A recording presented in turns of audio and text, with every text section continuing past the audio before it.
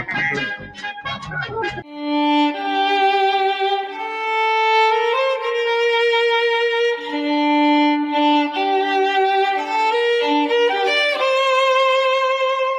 this hit make my people wanna jump?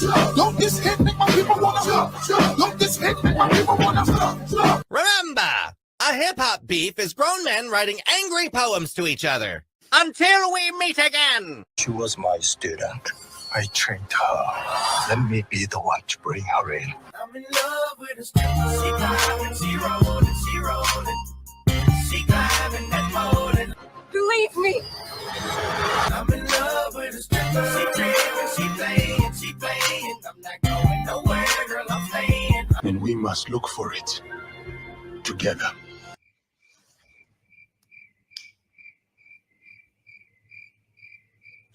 No. And the Disney stock just keeps going down and down and down. Life could be worse.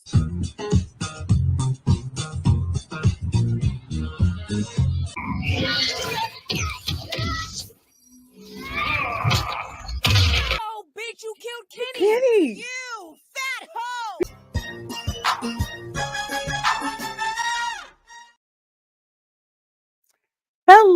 Hello, everyone, and welcome to my channel. I'm Reina Creole, of course, bringing you that spice to sci-fi and pop culture analysis, and of course, keeping it real when it comes to theme parks. And this is the Spice Lounge, where we have fun bringing the hot takes and spicy conversation with a special guest.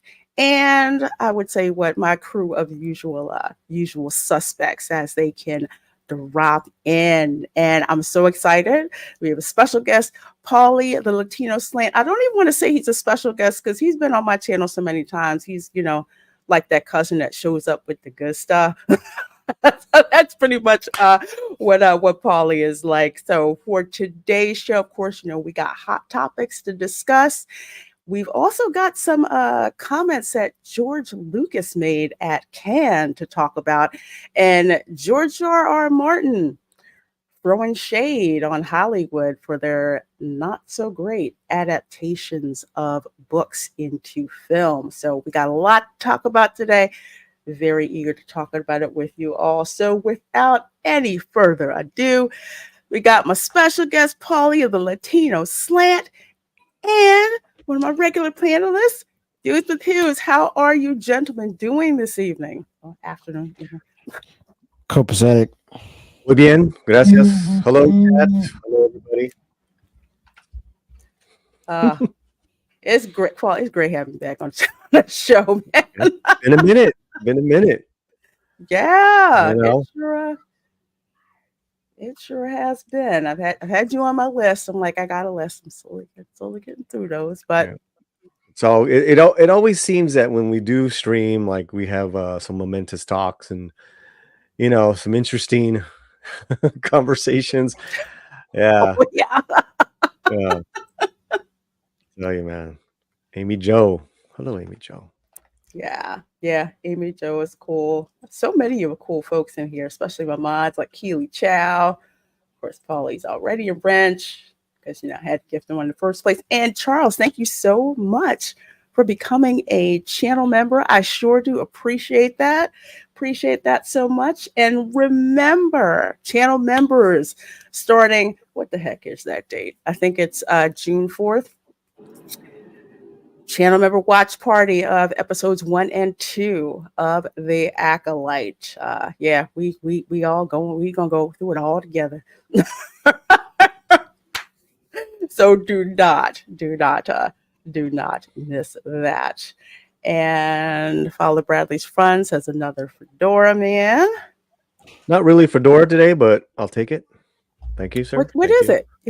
What is it? This is more of a kind of like a half pork pie, just a half, I don't even know what they call it, man. But it's definitely not a fedora. So well, it looks good on you. Fedora is like way up there. But thank you. You are welcome.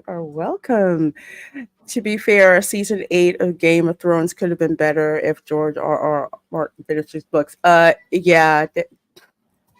don't think I've been as salty about anything since The Last Jedi until season 8 is not as bad as The Last Jedi level, but it was close. It was close because I had to see. I wasn't even watching Game of Thrones when everybody else was. I was watching Vikings, so I wasn't really paying attention. But even I heard people were talking about how bad season 8 was. And I'm like, come on, it can't be that bad, right? So then I binged Game of Thrones. Season 1 was awesome. Season 2, season 3, season 4, season 5, wheels were wobbling. 6, wheels were wobbling a bit more. 7, you could hear the noise, and then by 8, the wheels just all fell off the darn bus. And I'm like, yeah, it was as bad as people said it was. I was just like, you gotta be kidding me. But yeah. Yeah, I definitely stopped watching years ago, like after season 2. And then when House of Dragons came back for that first season, it was so good. I'm like, all right, I'm gonna rewatch everything, but I really didn't get that far with Game of Thrones. And so I was like, oh boy, first 4 seasons were glorious. And then it just started getting a little bad storytelling and just got worse, and like characters not making doing things that their characters not supposed to be doing. Terrible last couple of seasons. Yeah, it was bad. Thankfully House of the Dragon is kind of getting the taste out of my mouth, but so far so good. How about you, Hughes? Have you ever watched Game of Thrones? Nope, never been interested in it. Not bad. The books are great. I got to tell you, I really enjoyed them. In fact, I read the books before the TV show. Mm-hmm. The audiobooks are awesome. I forget the narrator's name, but yeah, between the narration and how poetic his writing is. Yeah, I agree. No, I was not impressed, but we'll see. Maybe that's on purpose. I don't know. He's got a good acting pedigree. He's just very young looking and very lean. So he's gonna have to hit the gym big time. But he's got an acting pedigree. So he's played. What's interesting is that he's played gay and straight roles, even though he's a straight actor. And he even emphasized that a couple of weeks ago, saying that I'm a straight actor, which was strange in it itself. And then he further said, "Oh, I feel bad for taking roles from gay actors." It's like, shut up, dude. Just act. Bruh, from what I know, from the time that I did live in LA, a job is a job. Okay. Yes. Considering absolutely. How competitive it is, Absolutely. to get roles. Because I'm sure, Paulie, friends of mine who were actors who would audition, wouldn't hear anything back. Wondering if they'd ever hear anything back. Agent doesn't call them anymore. I mean, shoot. We can, whenever you want during this talk, whether it's from the chat or from Jerome, my best lady, is a working actor in the business, and boy, she got stories. And I'm just amazed that within the last year, she continues to get work because it's really bad right now. Well, I'm glad she is continuing to be blessed. And speaking of being blessed, hey, Culture, how you doing? I'm fantastic. I'm glad to be here. I apologize for being tardy, but I'm here. I'm here. That's okay. And we apologize for you being tardy to the party. That's all right. That's right. That's right. He's there. He's there. That's there. Right. There. Yeah. Right. Yeah. What's up, dude? You know Paulie, right, Culture? I know. Oh, I know Paulie. I tease him every day. That's fine. And we got views with Hughes here, who I had on my channel just recently. Nice. It was a lot of fun. Good time. Yep. I'm gonna need for you to be on my live stream coming up soon. One day, Culture. Sounds good. Sounds good. All right. Well, we got you guys here. We got the chat starting to filter in here. Thank you so much. Make sure you hit that like button. And are we ready to hit the hot topics for the show? I think so. Oh, I yeah. am. Okay. All right. Well, let's start with the first one, which I happened to find out today. Moana 2 trailer. Moana and Maui set to sail on another oceanic adventure in the Disney sequel. Now, have any of you gentlemen seen the trailer that dropped Nope. today? Did not. I watched it and I came to a realization, but I'm going to wait to give you what my thoughts are. But no, I did see it, and look, it wasn't. It's not anything but clear that this is repurposed television animation. Yeah, I mean, There's I would have to agree with you. a lot of that going around right now. Sorry, Lorena. A lot of. Oh, that going no. Go ahead, my dear. No, because I know we kind of felt the same way about Furiosa. There's just a lot of that going on right now. Furiosa, it was an okay film. It wasn't a bad film. It wasn't a great film. It was kind of in there. I just felt it's kind of niche. But I went back and because I'd never seen Fury Road, so I watched Fury Road and I was just like, this is fine. I don't see why Furiosa wasn't even really needed. At least that was my impression. I really did like Fury Road, but I happen to like the Mad Max films. But yeah, I agree. It's how were they? I look at this and the trailer is okay. The trailer is okay. The trailer captures some of the humor from Moana, like the stupid chicken. I love Hey Hey because if you ever grew up around chickens, it's just an affinity that I have for chickens. But them taking a television series and trying to make a film of it, there's things, and Paulie and Culture and Hughes definitely opine on this. I feel that there are things that you can do in episodic television that you cannot always do in film. And I think that's what this is going to hang on, if this is a success or not, is if they're able to do that. Thoughts, gentlemen?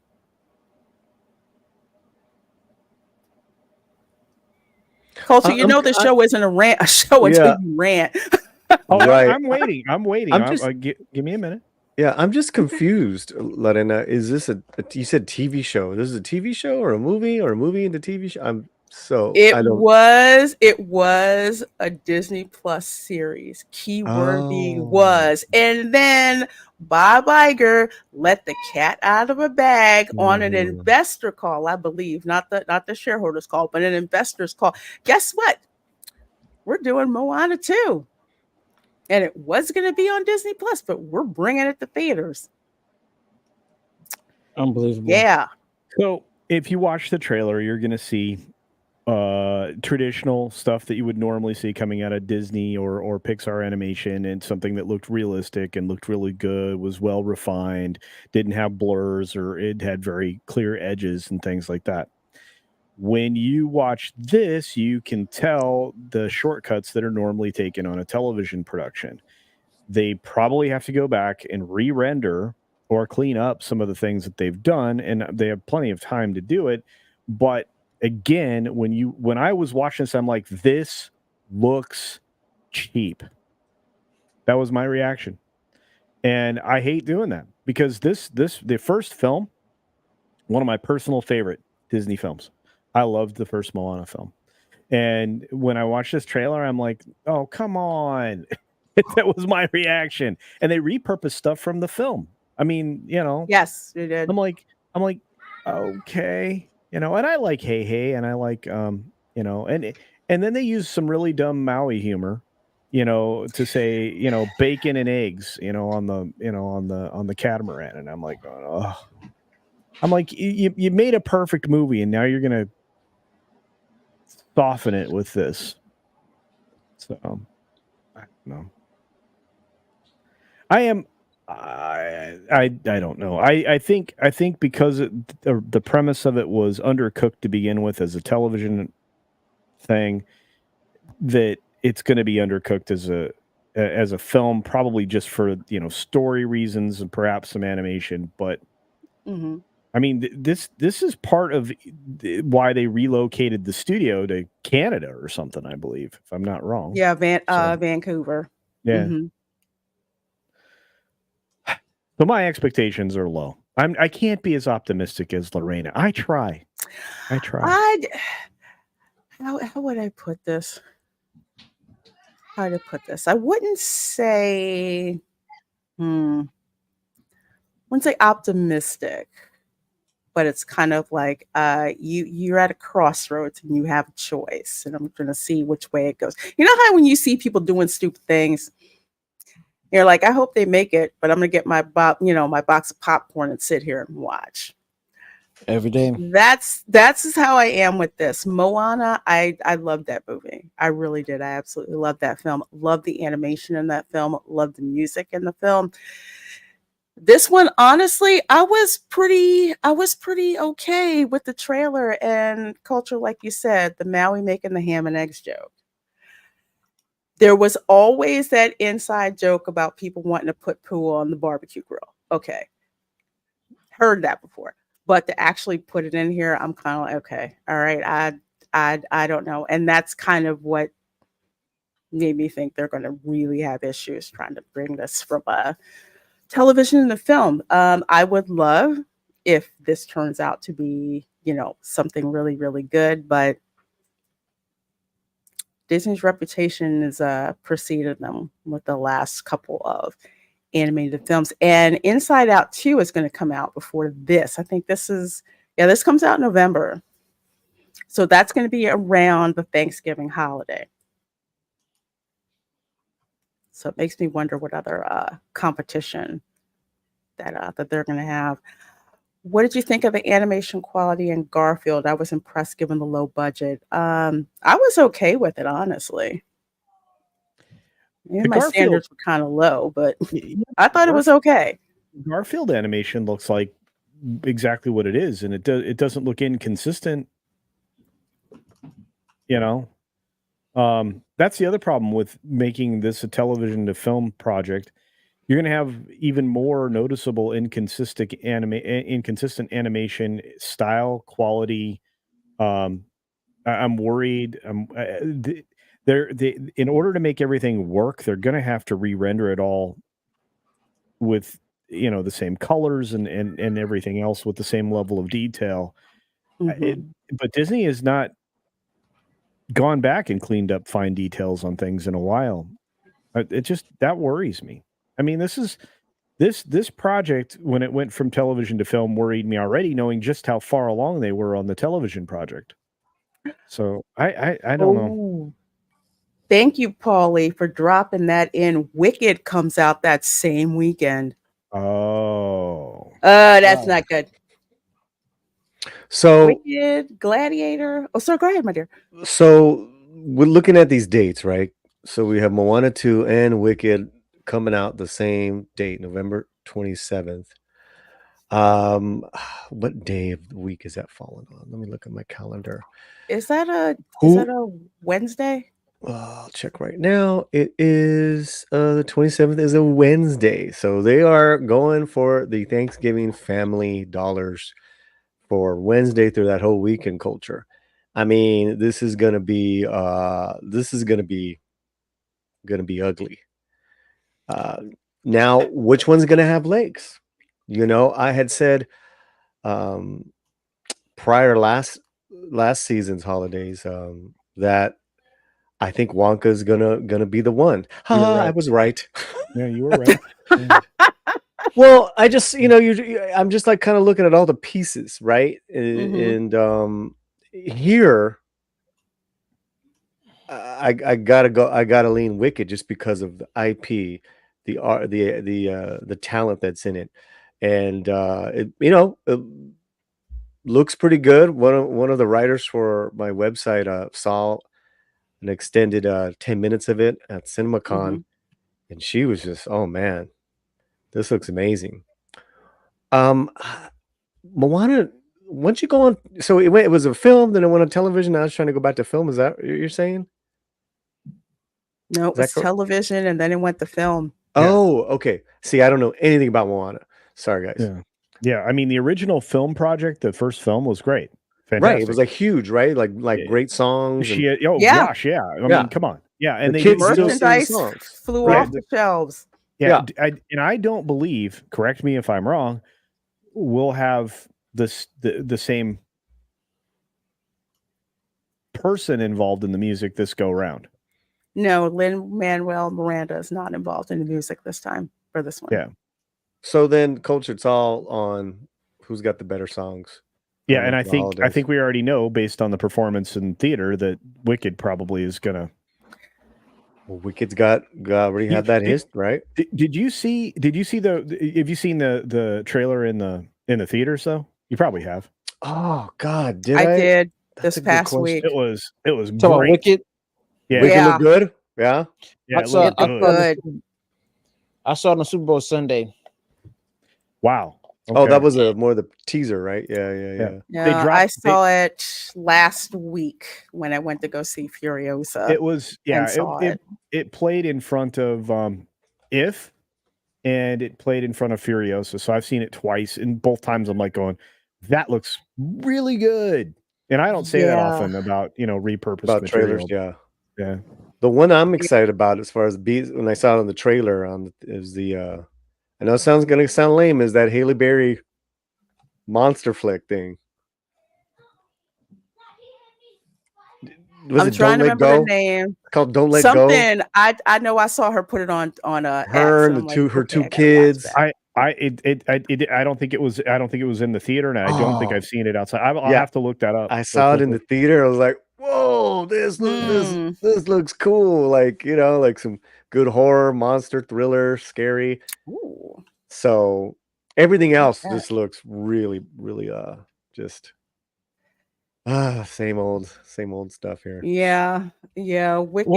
Wicked's got that theater fan base that's baked Yep. in with that. And I actually saw saw Wicked actually in on stage, which was really Nice. cool. Yeah, I like the dragon. I fell asleep.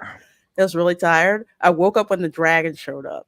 That was the way. I'm sorry, that dragon was freaking awesome. But it was a wonderful, wonderful theater play, cult following with that musical. So that Wicked is going to clean up. It's really going to clean up, and it's sad because Disney used to come up with blockbusters. And one more, I just want to say one more thing in regards to Wicked and the whole Wizard of Oz lore. I mean, you have now that's been going on a YouTube channels dedicated to Wicked, Wicked dedicated to the lore that are just they've already been breaking down these trailers. They're breaking down like the info they have on this movie is incredible. That's how I was listening to their takes on it, their expert takes. Like, wow, this is a whole subculture. I don't know about Moana 2. I mean, I don't know. My kid's a theater geek, and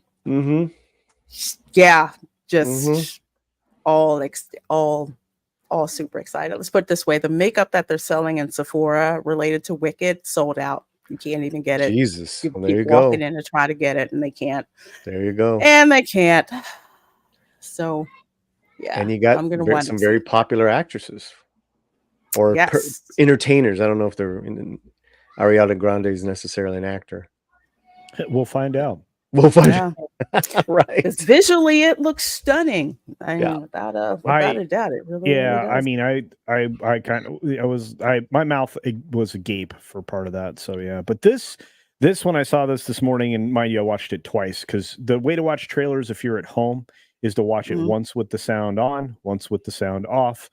That'll give you an idea of how the film's going to hit, because music, especially if it's good, can change your opinion of something. Trailer music, which may not even be in the film itself, is there to an emotional response. Yeah.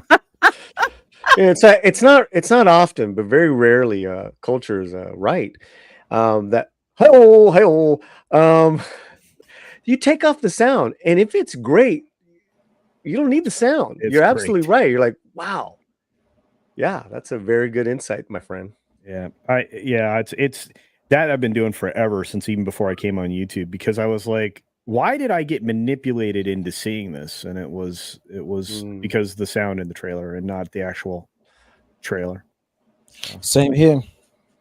Yeah. Well, speaking of manipulation, anybody watching that Rings of Power Nope. season 2? I am. I'm going to be watching it. I'm looking forward to Rings of Power season 2 because it's going to make me a lot of money. I hear you. There's no real reason. There's no real reason to watch this. Look, I'm going to tell you right now, the competing property down the street is going to be very valuable because House of Dragon is going to be ridiculous. Yeah, that's where I make my money. House of And Dragon. Yeah, but no, I mean, and when this came out this morning, right? You know that Rory Kinnear was going to be playing Tom Bombadil. I was like, all right, and then I think, I feel like now you're so hesitant to support entertainment. I think, well, at least I am, because it's like, what of this is going to be good? We didn't used to ask that question back in the days when HBO was a premier network and would release just the most amazing things every time out of the box for the most part. I mean, there was, I don't know, Paulie, there was like a 20-year period of time from Sopranos on where you got ridiculously good stuff from HBO, right? Other than the little bit of a hiccup with... I'm sorry, I was muted.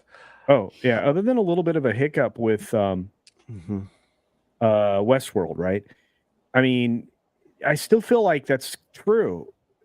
Amazon hasn't been able to convince me that that they're able to make premium content. Is there something I'm missing? Is there something on that's an Amazon original? Well, I mean, there's always there's a few exceptions to that rule. I think because this one is the most expensive thing, like since ever beginning of time. That's why it's under it's been under such scrutiny, and then it just really obviously was a disaster. But in I've interviewed a couple of executive producers and directors that had Zorro and Joaquin Murrieta, those two different shows on Prime. Here's the thing. Amazon let them go and produce their own show. Like they were very hands off, and you got a quality show. Those were quality, really well done. I think I like Joaquin Murrieta a little bit more than Zorro. Zorro was very entertaining. But there you can catch them all on Prime, the original Prime productions. But again, the deals was, in regards to just hands-on creative, they were very hands-off. And I think that's when Amazon scores big. What is it? Reacher or Terminalist? Which one are they? Both of them were great. Yeah. Both of them and they're on are Amazon, great, right? and they're on Amazon, but I know They're Reacher is definitely Skydance. Yeah, they're made by others. And and Terminal List, I know that was directed by Antoine Fuqua, so I know they gave him a whole like do your thing. Yeah. But culture's right. But with this, I mean, this has been one this is another misfire. I mean, this looks nothing like Bombadil from the books. I got something to say. Yes, sir. Yes. First and foremost, the reason why it doesn't look like Bombadil from the books is because of the fact that they're going in different direction. For one, look at the boots and stuff. What color are Tom Bombadil's boots in the book? I believe they're yellow. They are yellow. Also, this is a skinny, malnourished Tom Bombadil that they decided to go ahead and come up with. Malnourished. And then on top of that, they only have, it's like they're only basing it on the appendices of the book, because I could have sworn that, that I didn't think they had rights over Tom Bombadil and everything. And my problem is they're going to ruin Tom Bombadil. Oh, and I love Tom Bombadil. Y'all love Tom Bombadil? Yes. I And now didn't they're going to even ruin. know. I didn't even know of him because I'm a normie when it comes to Lord of the Rings. I didn't read the book. I love the Hobbit cartoon. I love that sucker to death. I loved it.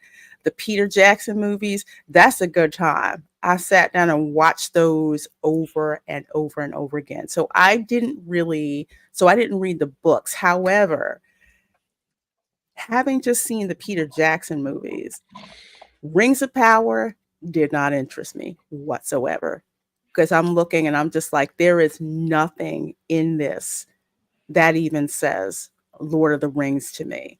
And And if normies, for the most part, are just like, why should I be interested in this? No wonder, besides the production quality, there's but here's nothing the thing really though. that draws you. And I think the reason Hughes why Bombadil's different in this one is I think Amazon only has the rights to like a part of it, right? I think it's just They like the do. notes or something It's like that. it's just the, like it's just the appendices of it at this before the story begins. That's it. They don't It's a have the certain rights age, to. yeah. They don't have the rights to the full rights to Tom Bombadil. As a matter of fact, no one has the really has a like that kind of rights to Tom Bombadil. If anything, Warner Brothers would have the rights to him before they would. And the fact of the Well, matter is, huh? yeah, Hughes, I think what they probably did is that they probably went and renegotiated and they said, okay, you can Mm-hmm. have a young Bombadil, age 1. You can't have our merry yellow boot Yeah. Bombadil. That's even dumber. Well, of course. Yeah. I mean, Because okay, yeah. Tom Bombadil, I guarantee you, they don't know how to answer the question to where did Tom Bombadil come from, what's his origins and everything. Thing is, it's not mentioned in the books. Okay, it's just the fact of the matter is they say that he's been in Middle Earth from the beginning Mm-hmm. of Middle From the Earth and beginning. everything. Right.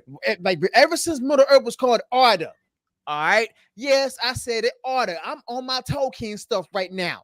Okay. And the fact of the matter is, I have no interest in it because of all the simple fact that I'm going to throw something at my TV. I'm going to break my computer, and I love my stuff dearly. This is what's helping me create stuff. But the fact of the matter is, they're going to basically make it big for us. And y'all think it's going to be a 30% or 7% drop and stuff throughout the season like it was last one?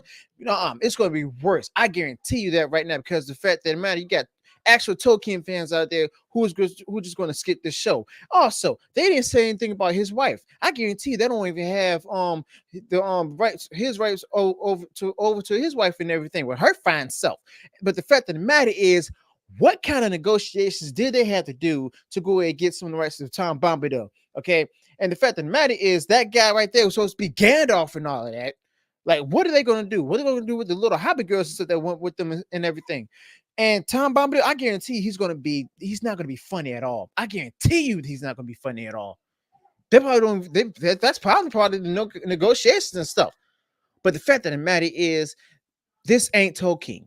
Okay, this isn't even Lord of the Rings and stuff. The Peter Jackson Lord of the Rings, where he went on ahead and decided to go ahead and just remix it up and add other characters, because a bunch of these characters in here aren't even mentioned in any of his works, even the letters. Because that's what as a normie ticks me off, because I'm just like, okay, I watch the movies. I have friends who read, eat, sleep, and breathe Lord of the Rings. So when I have questions, I ask them, they tell me. So that's where my lore is. But watching this, I haven't been interested. I did like the dwarves, but when the dwarves didn't come back, I wasn't interested in watching this. So for the reason why there's so much money being thrown at this is because Jeff Bezos, this is his passion project. So they will let it bleed money because this is his vanity project. This is exactly what this is. It's a vanity project. And I don't see season 2 doing I see it doing worse than season 1.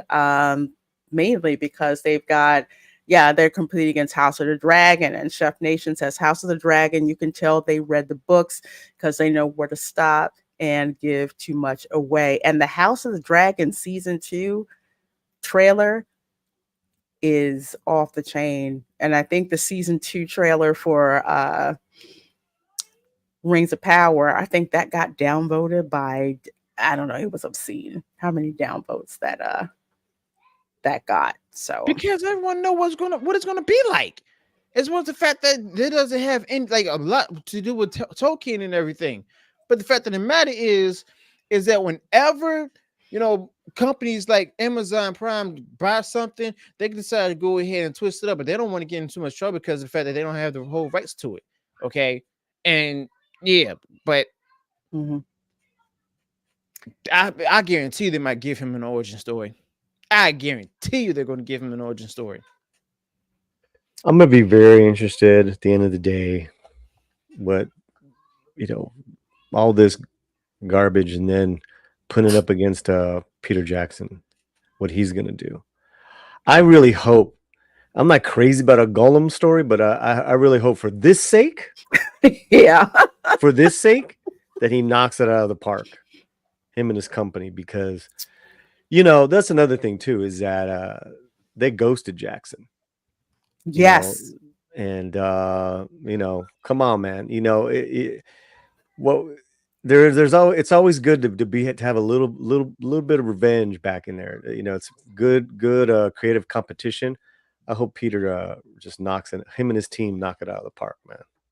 The War of Rohirrim anime is going to be much better than the whole series. I guarantee you right now. Mm. Well, speaking of projects where there's a lot of love involved, and I love indie movies. I know Paulie does. I know Culture does. And this popped across my feed on Deadline that this film where Prabhas, he's an Indian like superstar. I know him, and of course you guys know him from Bahubali 1, Bahubali 2, which is my favorite SS Rajamouli film. It used to be RRR until I saw Bahubali Part 2. Bahubali. And that one is my favorite SS Rajamouli movie. I mean, you want to see sci-fi mixed with a little sci-fi, but mostly fantasy done well, and it's wrapped up in like Indian culture and Hindu religion. It's beautiful, well written. Men are men, women are women. Universal stories. It is just one of those big, just amazing features that you should watch. And they're both on I think it's Netflix. I think it's on Netflix. I think it's on Netflix. But this movie here is releasing, I believe, not January. Excuse me, June 24th, I believe. And the trailer was shown at Comic-Con, at San Diego Comic-Con. The first India movie, right? Oh, go ahead, Charlie. I'm pretty sure you got some more information on this. They presented it. It's the first time that's ever happened.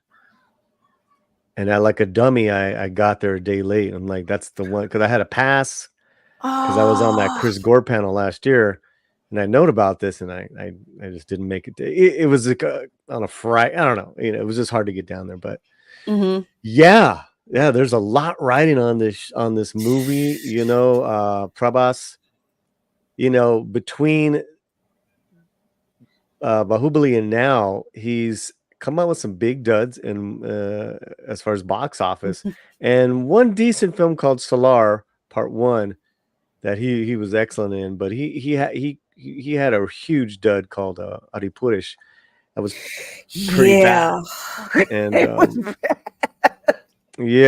so this is different though. This is set in the future. It's sci-fi. This is it's big budget, the biggest for an Indian film ever. Yeah, 72 million on this film. Yeah, that's right. I mean, we like that they're kind of lower budgets, right? I mean, that's how they're able to come out with that's how they're able to crank out a lot of stuff.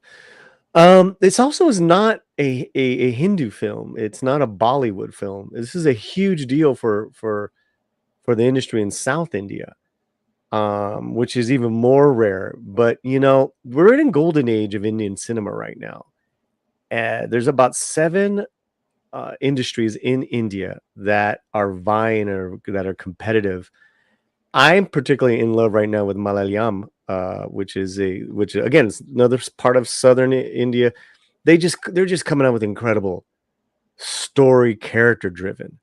This this doesn't get bigger than this, guys. And here's another cool thing. As you know, and Prabhas is like the rock, but who can act of India. Like he's just a big dude. They also have two other gentlemen that are wildly popular, and one is Kamal Hassan, and I love that guy. I dig that guy a lot. He was He was the lead dude in Vikram Vita. He's just God, he's intense. So and I forgot the female's name. She's pretty beautiful as well. So it's got everything. It's got the beautiful looking people. It's got the great actors. And they just released a new trailer just on the sentient machine called Bougie. He's the buddy to Prabhas's character. And, for Indian humor to translate, I was laughing. I'm like, that's for a big sci-fi film that's got some comedic heart. Yay, that's pretty good. So that's my take on that. Yeah, I'm really excited about this, especially since Amitabh Bachchan is in this one as well, and he's heavyweight in Bollywood cinema. He was also in the American film The Great Gatsby. In case you hadn't seen that, he's in that one as well. The female lead, she was in another kick-ass Indian action movie. It was Bollywood movie, but it was still pretty freaking awesome. And that was Pathan, which if you have not seen that, that's right, you need to see Pathan. We did a watch party for that film on my channel, and it's such a crazy good action flick. And considering how much they spent on this film, how it's a pan-Indian film, meaning that you've got actors from Bollywood, you've got them from Tamil films. Also, Prabhas, he's known for being in Telugu films. And this film is primarily shot, the primary language that it's shot in is Telugu, if I remember correctly. But it's going to be, dubbed in the other four predominant languages in India as well. And it's made for an international audience. So I know a lot of people are not too cool on Hollywood these days. There are other alternatives that are out there. So definitely give Indian films a look-see. Definitely put this one on your radar. And if you're like, I'm not quite sure exactly what that's going to look like. If you haven't seen Brahmastra, check it out. Disney sat on this because it was produced through Foxstar Studios, and it's visually absolutely flipping stunning. So I think they wanted it to be a bigger hit. It was pretty good. Kapoor, the lead actor, he was in a movie called Animal last year. I saw that. You saw that? Did you like it?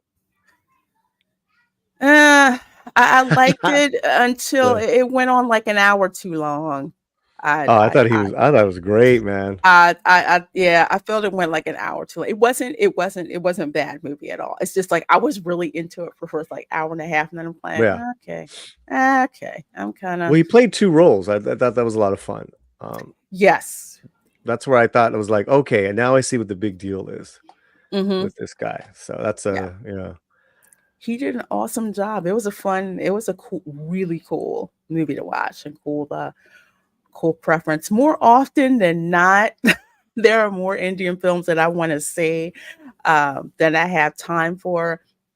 But I know here in the States, RRR was the big one that really got these films into the consciousness of American viewers. So definitely be on the lookout for this one. There's a couple films I'm looking for follow-ups to. Obviously RRR, but also KGF and Pushpa.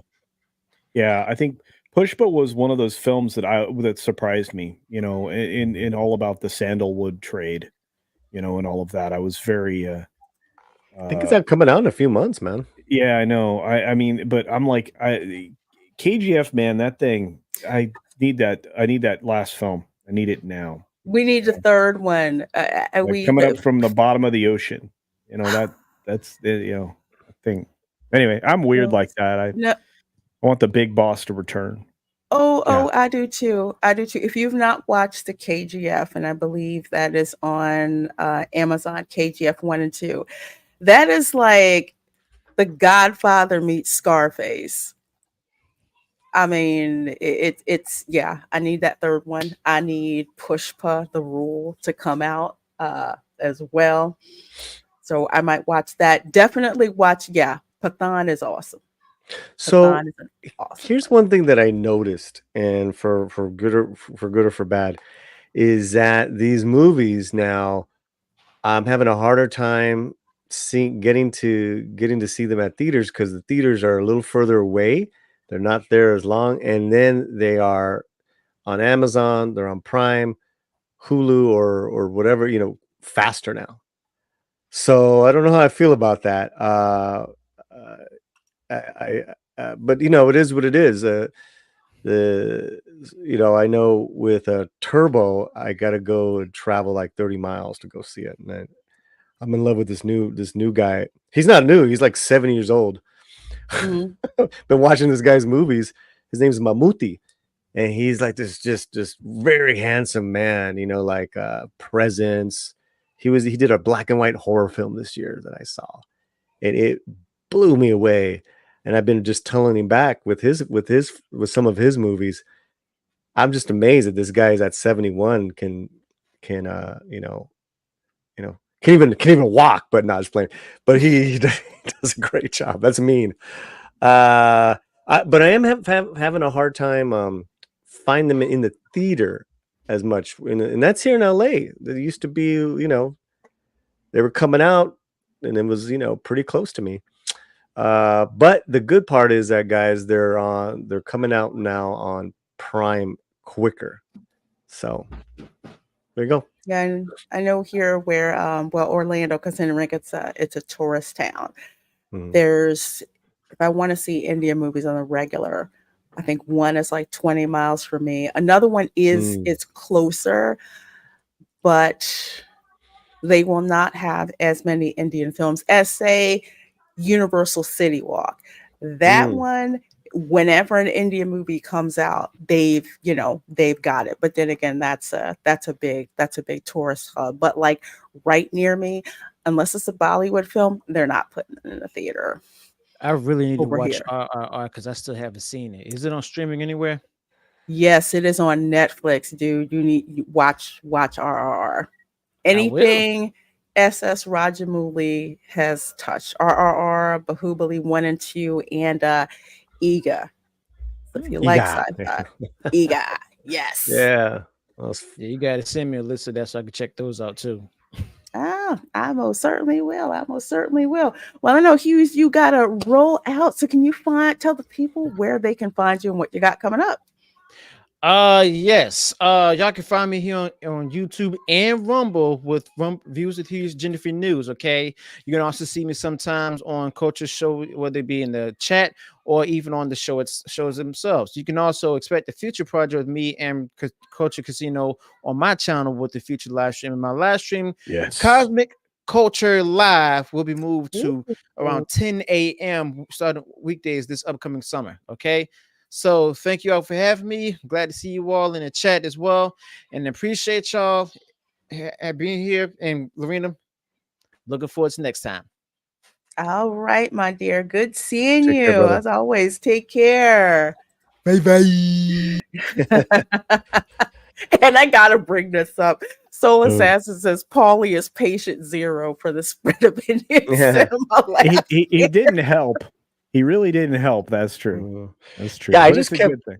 I just kept going. I haven't, and I haven't stopped. I think it's also too, it says a lot about lack of Hollywood, because these film industries are what's amazing is that you can find you listen to these filmmakers' stories. They're all huge Hollywood film fans. They know Yeah. their cinema, and so yeah. I usually do some out of the theater ones, but there's some really good movies on right now that are new that are on Prime and Hulu. So yeah.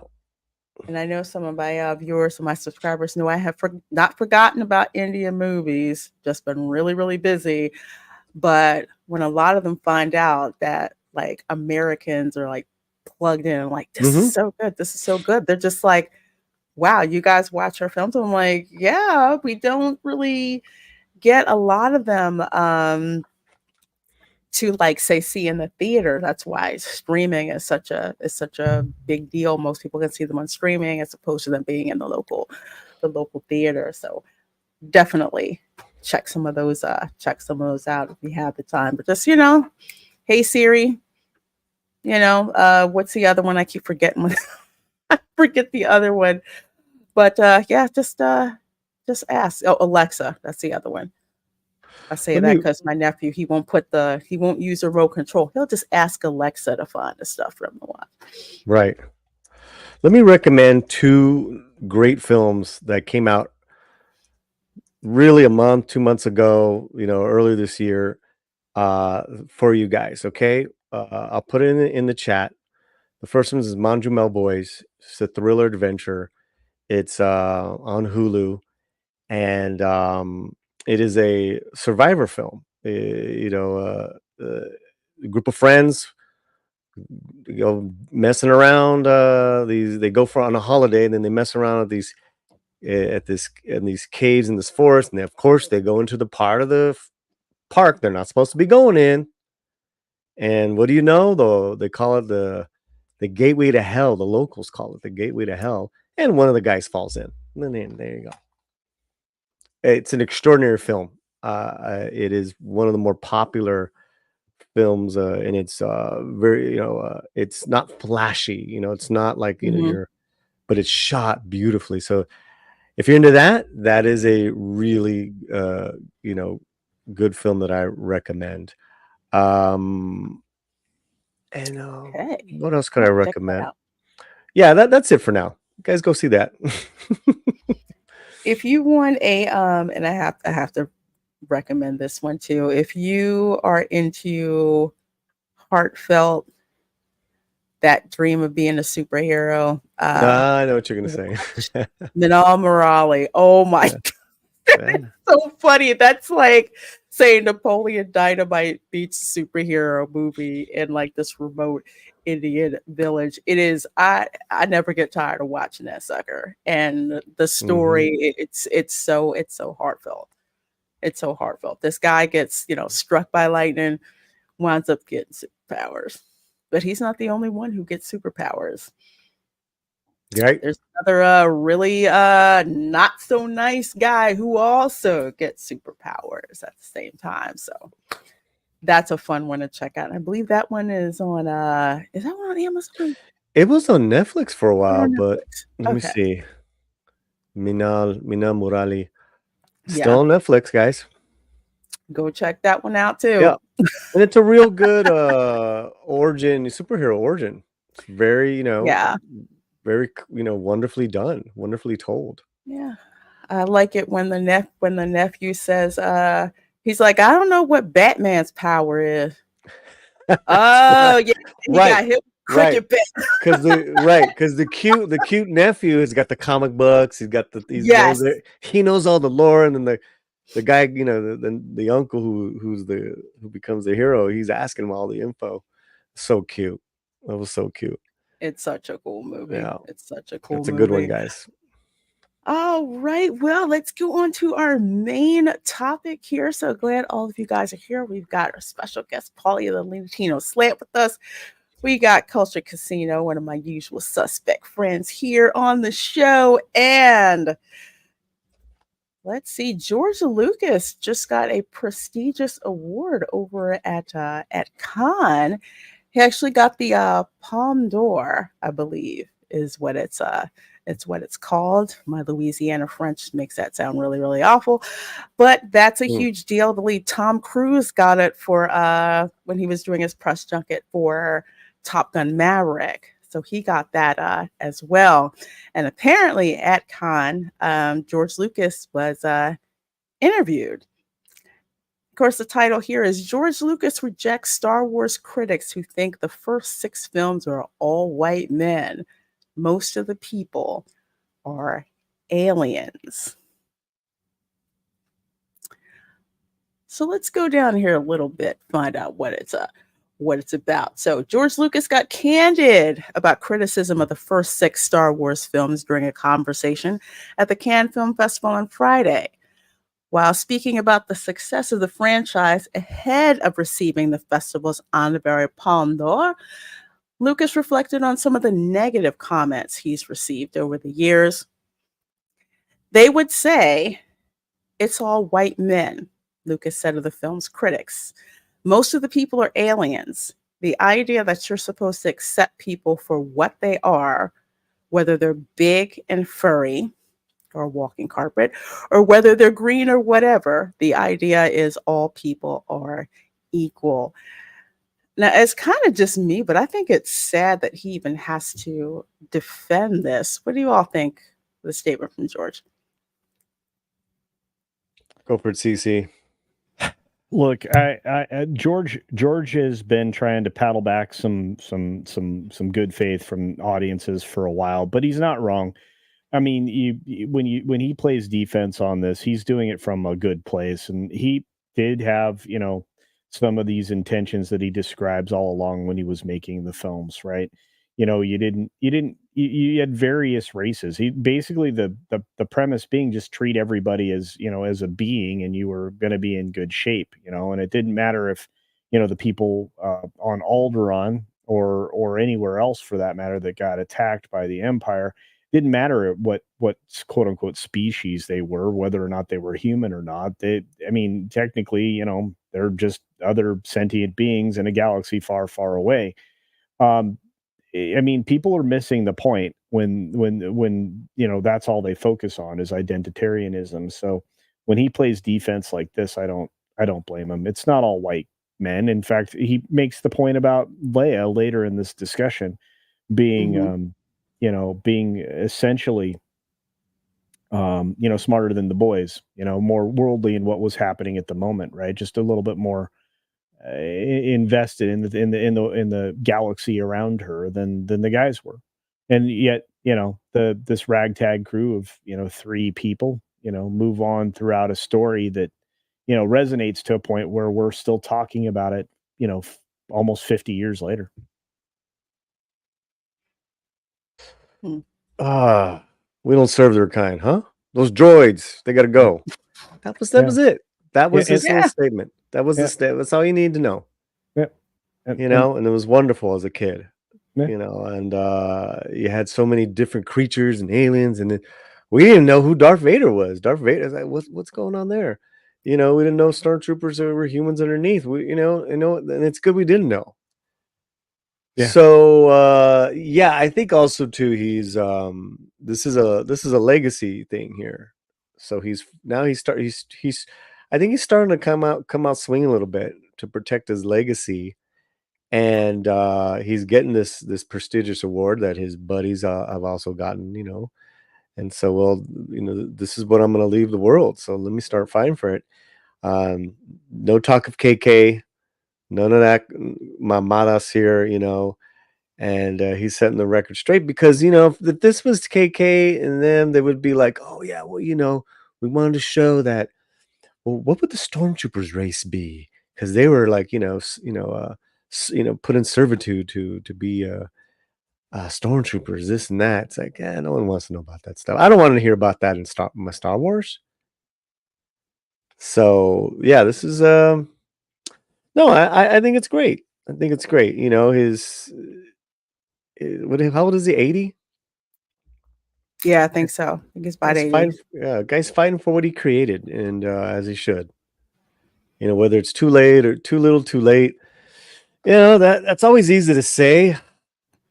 the fact that he created all this was just it's standing the test of time, which none of the last 10 years you can't. I don't think any of this is going to stand the test of time. It's already outdated. Anything that, as far as the Disney stuff, So yeah, I just hope everything is clearing the way for really some good news as far as creatively for the future Star Wars. Yeah, I hope so because and like both of you, I'm glad Lucas is pushing back on this. Two of my favorite memories from the first Star Wars movie, of course, A New Hope. One was, of course, Darth Vader. I don't know why. He's just my dude. And the other thing is that scene in the Mos Eisley Cantina. Okay. You walk in, what stood out the most? All of these aliens in one spot, just drinking, eating, having a good time, conversing. And it's literally one of the things that's been recreated throughout pop culture. The Mos Eisley Cantina scene. The only people who weren't welcome in the cantina were the droids. And at the time, you're kind of like, well, why is that? Okay, so everybody else but the droids, we didn't think about that much at the time, but that was such a diverse scene to begin with. No one complained about it. Mostly what people looked at with that is just how much all of the diversity of all the characters and the outfits and the makeup and everything and music that I was like, oh, I thought that music was something that George Lucas came up with. No, it turns out I think it was like from the 30s or something like that. I was like, just absolutely brilliant. And he's 100% right. Most of the people in Star Wars were aliens. So I'm glad he pushed back on this, on this projection, because we're watching Star Wars to see good sci-fi. We're not watching it to tick off, diversity boxes, so to speak. And Paulie, I just saw this link. Right on cue. Right on. Nah, man. Yeah, they must have heard us talking. Here we go. Breaking. Kathleen Kennedy. Let's go. Yes. Hat tip to Paulie. LatinoSlant. Kathleen Kennedy says women who make Star Wars franchise installments struggle with male fan base. Lord, I got something to say with that. Hold on a second. Well, you know what I think about that, Cal? Hold on. That's what I think about. Go ahead. Go ahead, CC. Oh my God. This woman cannot get out of her own way. She inserts herself everywhere. She's more of a self-inserter than you could possibly imagine. Women don't struggle to make Star Wars you struggle with a male fan base because you are trying to make a female story out of a male property. I'm sorry. The vast majority of film consumption for sci-fi and these other things, and Lorena, I'm sorry if I'm taking this and putting it elsewhere, but it's largely male that, sit in the perfect demographic. If you're an advertiser, somewhere between 18 and 45, and the ones that are older have more money. You're appealing to the wrong audience with this property. Anything that's driven by action. That's just the way it is. And you know what? It doesn't even skew all that much demographically represented fairly equally, with the exception of Latinos actually representing even higher. Over-indexing every weekend, yes. Yeah. Which is fine. No, it's good. But what it's doing is you cannot continue to make, strong female character stuff when that's not the audience you're appealing to. You can make strong female character, but you have to give the guys something that they can be familiar with. You cannot make a her story with zero character growth. You They got to have read to this. be. You have to read this this We article. Is we're gonna hysterical. read through this because I skimmed through it, and that's Okay, why I had to go. put my drink down. I'm just, this stuff pisses me off. I've I been so mean, calm this whole show. it's as if they haven't learned a thing, right? Not a thing. Do you want to go through it, or do you want to jump around, or how do you want to do this? We are gonna go through this because Okay. I'm being pretty cool right now because I gotta let culture pop off eventually. But trust me, I see this and I see red, and I call BS on this. But let's see here. Can't read today. Even Lucasfilm CEO Kathleen Kennedy is aware of the gendered bias surrounding Star Wars fans. Wow.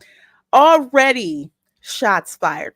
During an interview with the New York Times for the upcoming Disney Plus series, The Acolyte, directed by Harvey Weinstein's former personal assistant, let's not forget that, Kennedy admitted that female filmmakers struggle with fan backlash to their respective film and TV franchise installments. Leslie Headland, former personal assistant for Harvey Weinstein, is the showrunner for The Acolyte. Struggle with what? Being properly dinged when you're asked, what's your favorite Star Wars film? I don't know, all of them? You don't think you should be dinged for that? I'm just saying. Just saying. Let's speak on that first paragraph there. The struggle session has begun. Listen, let's be fair. Okay, all right, let's say you're right.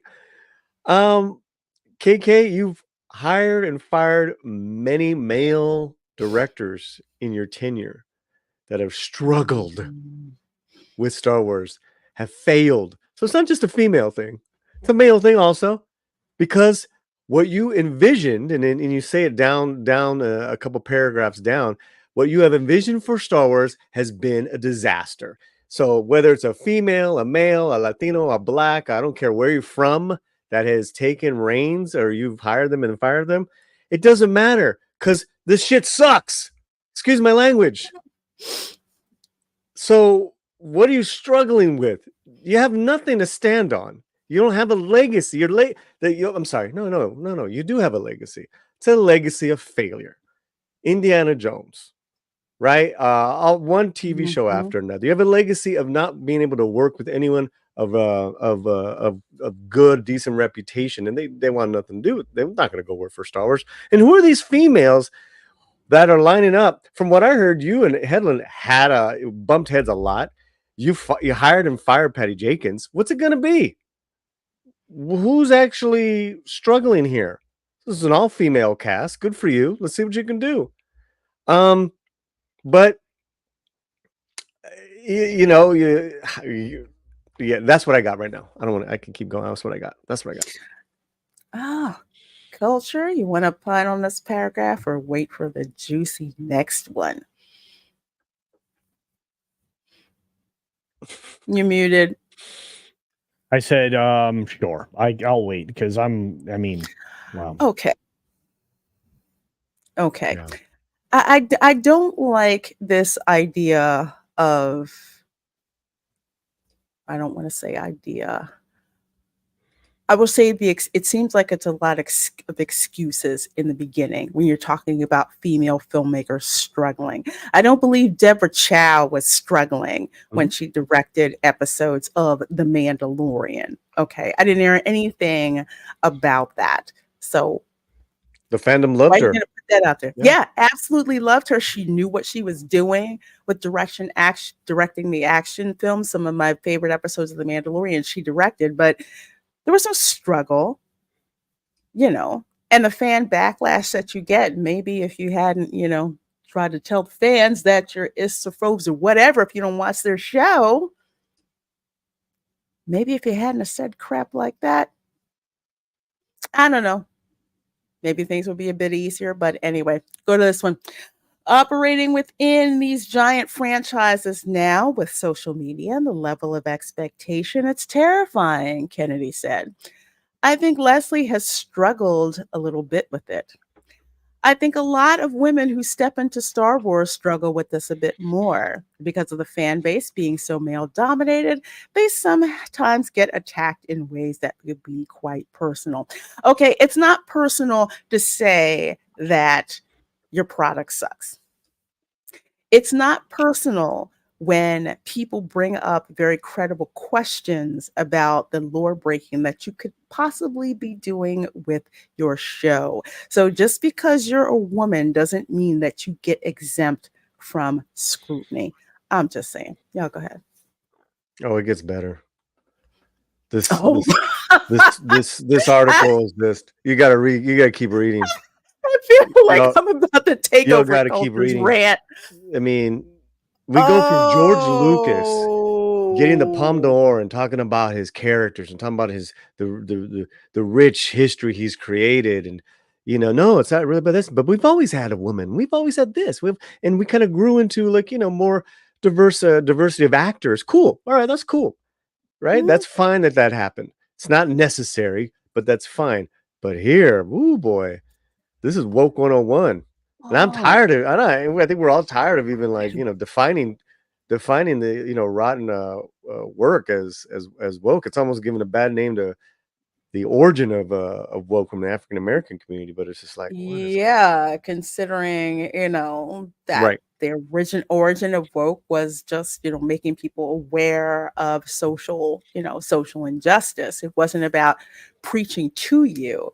It was about bringing things to your attention and letting you see without filter what was going on. But it's been hijacked, and let's see. Per the New York Times, some online fans have dubbed the series Wokealite for having a diverse cast, and Headland has received direct criticisms from so-called fans of the franchise, despite the series not having premiered yet. I will play devil's advocate a little bit here. With fans dubbing the series the Wokealite for having a diverse cast. Okay. Some of that is, I would say, projection on the part of the New York Times. You do have some people in the fandom, for whatever reason, if there's a diverse cast, that's the first thing that they want to say, is that it's quote unquote woke without seeing exactly what it is that's going to happen with that body of work. Either way, what does it matter what fans call it? If you have confidence in your product, you're not going to be out here whining about supposedly what you're up against. And as for the series not premiering yet, okay, your track record with Star Wars has been crap, Kathleen. Well, and I'm going to play defense for the Wokealite statement there too. You told us what the shit was. You told us. We didn't have to see frame one of it. And she's going to tell us again. She's going to tell us again in that next paragraph. Woo! My belief is that storytelling does need to be representative of all people, Kennedy said. That's an easy decision for me. Chick, nobody asked you. Again, what makes you think that you have to be offended on behalf of people that never asked you, never cared to ask you? I never needed a representative in Star Wars. It was cool when it happened, but not something that, I'm sitting here being frustrated about. Like, I need to be representation. I need representation. Yeah. Your belief, that's on you. That's on you. I'm going to step to this next slide. Yep. Headlands also spoke out on the surrounding fan hate she's received. Okay, before I go on, it seems that current day Lucasfilm seems to equate criticism with quote unquote hate. So that's the main problem that I have with this. As a fan myself, use that loosely, I know how frustrating some Star Wars storytelling in the past has been. I felt it myself. I stand by my empathy for Star Wars fans, but I want to be clear. Anyone who engages in bigotry, racism, or hate speech, I don't consider a fan.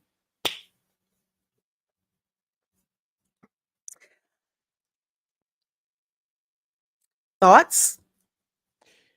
Anyone named Kathleen Kennedy, I don't consider a fan. You don't get to decide that, Kathleen Kennedy. You don't get to decide who's a fan of a property and who's not, or when they came on board or when they left.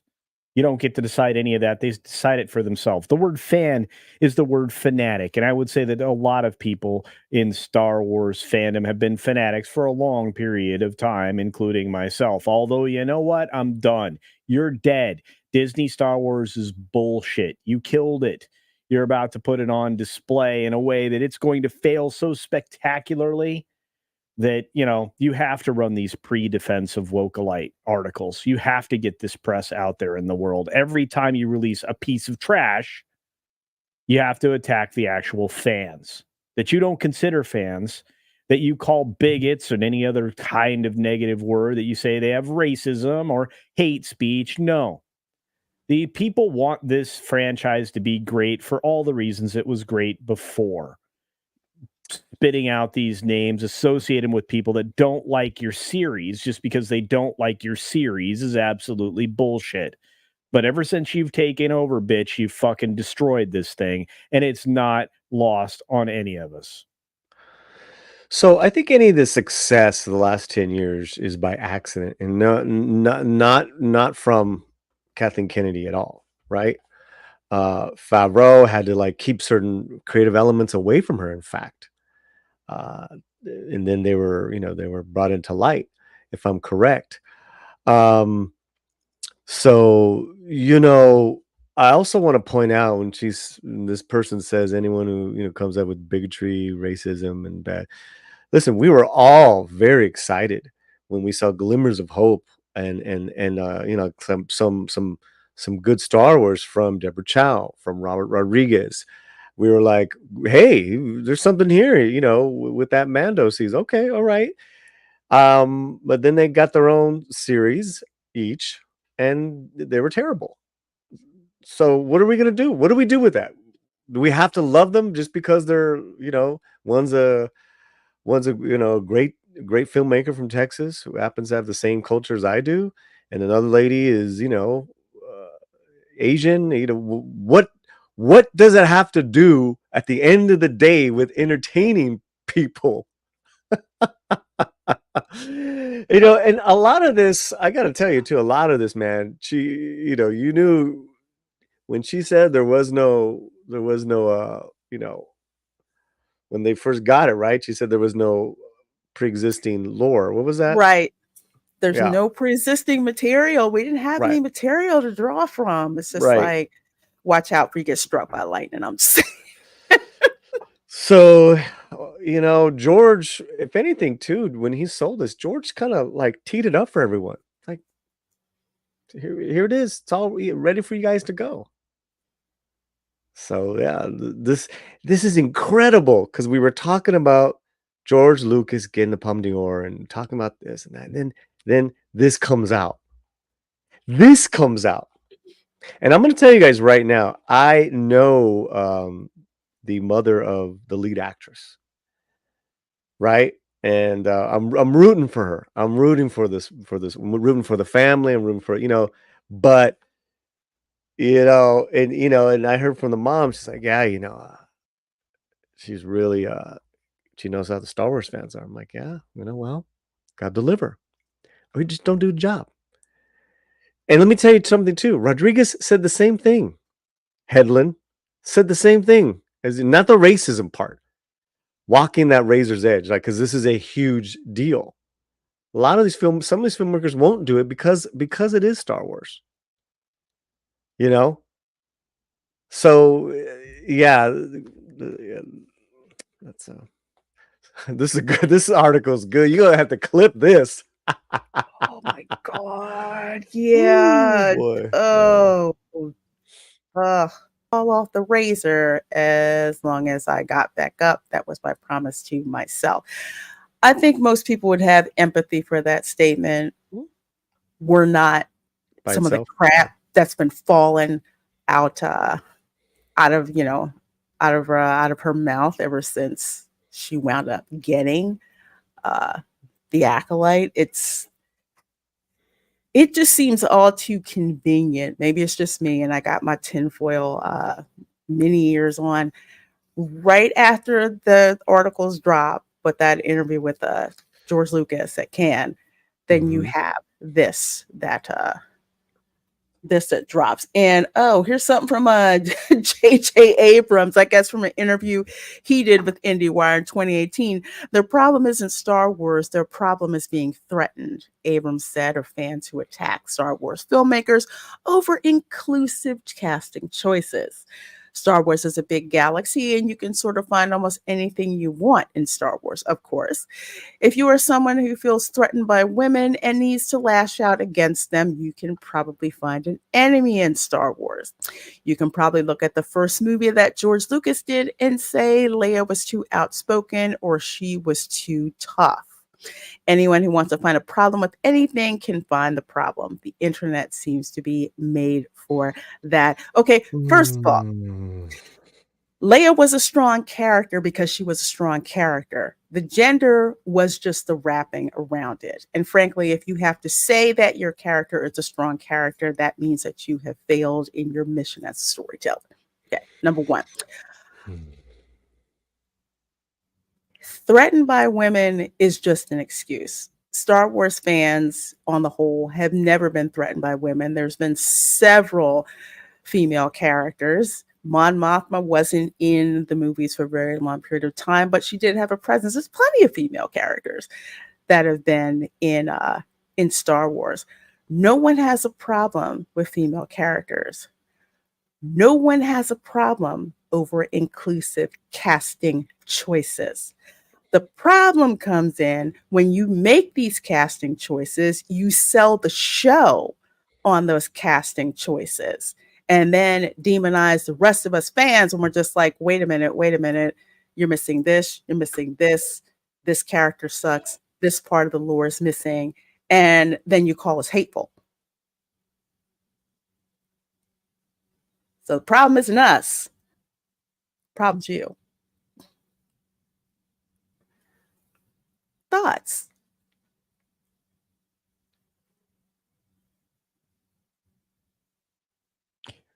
Just like, I don't know, but say anything. Yes, of course you should say something, honey. Please. Before I blow a gasket. I'm because I'm pissed. My expectations are very low of this going forward. And again, this is the same playbook. Even Paulie will tell you this was planned. George got good press. Kathy sucks. George essentially said in his statements that Kathy sucks. Disney Star Wars sucks. The white slavers, he didn't say this, but he did say this previously. The white slavers now own it. And, this is the bullshit you're going to have to contend with. And the fact that you're able to come out and say the thing that I'm going to say in the video that I'm going to do on this in about 10 minutes or whenever we're finished. You put a terrible choice in charge of a woman that enabled one of the monsters in Hollywood in charge of this show. You're going to be ridiculed and treated poorly for that, and justly so. You're gonna have people attacking the quality of the show. You're gonna have people attacking the quality of the writing. You're gonna have people attacking the identitarian stuff that you inserted within it. You've set yourself up for criticism, and you want to whine about the fact that you're going to be criticized. That's just silly. If you don't want to be criticized for something, if you don't want to be subject yourself to that, don't work in any creative industry. Just don't. The world is not a safe space. Entertainment certainly isn't. I mean, take a look at what happened with Furiosa and The Fall Guy and a lot of films that have come out recently. There is no safe space in entertainment.